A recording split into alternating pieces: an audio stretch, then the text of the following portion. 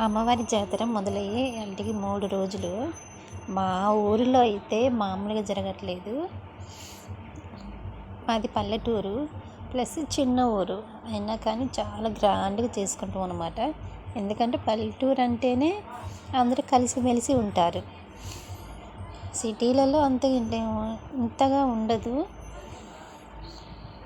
చేసుకుంటారు కానీ ఇంత ఉమ్మడిగా ఉండరన్నమాట. ఎవరికి వాళ్ళుగా ఉంటారు. కానీ ఇక్కడ మాత్రానికి అందరం కలిసి చేసుకుంటాము.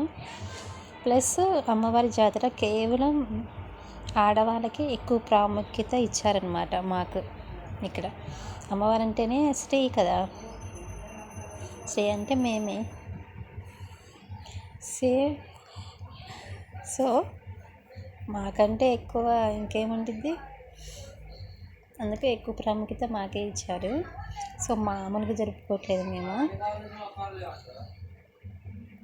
కోలాటం నుంచి పూజ వరకు కూడా మేమే అన్నమాట, ప్రతి ఒక్కటి చూసుకునేది. So happy Dasara friends. Like చేయండి, ఫాలో కండి, సబ్స్క్రైబ్ మాత్రం చేసుకోవడం మర్చిపోవద్దు. ప్లీజ్ సబ్స్క్రైబ్ చేసుకోండి, నన్ను ఎంకరేజ్ చేయండి. ఇంకా వీడియోస్ మంచివి తీస్తాను. మీ ఊళ్ళో ఎలా చేస్తున్నారు కామెంట్ చేయండి నాకు. ప్రసాదాలు కూడా మామూలుగా ఉండట్లేదు, చాలామందికి తీసుకొస్తాను ప్రసాదాలు. సో ఇది డే 3 అన్నమాట. So happy Dasara friends. మళ్ళీ